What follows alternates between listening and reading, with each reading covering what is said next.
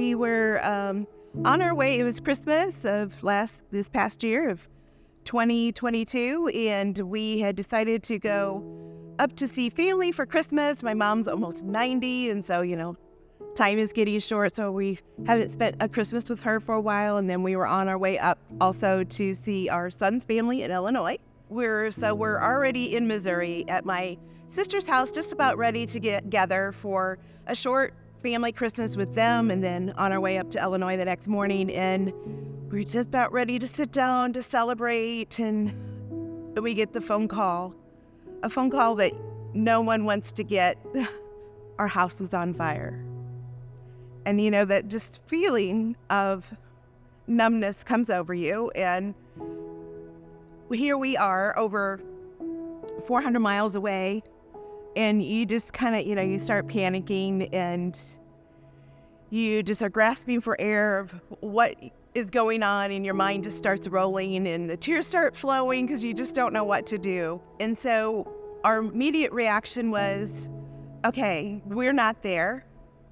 Now, where's mother-in-law? Because our Keith's mom was living with us at the time. She was out for the afternoon too, so that was very grateful for that. So our next call was to our daughter, Aaliyah, and we're just like, you have to get to the house now. And like I said, the timeline of events is just crazy.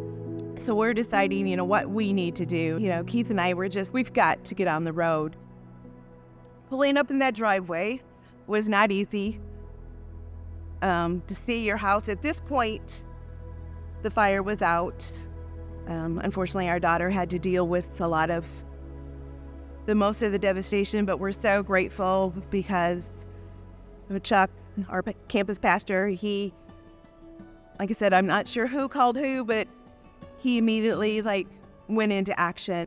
We have the FOTP family that we know in an emergency and life is spinning around you, that they are there for you.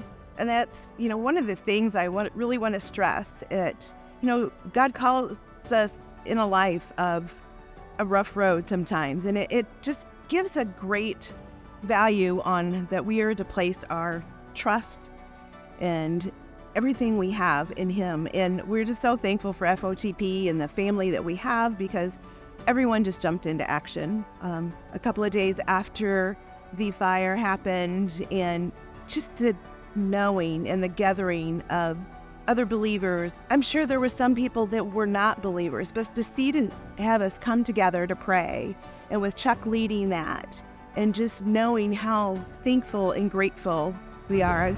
God, overall, we trust you. We trust you.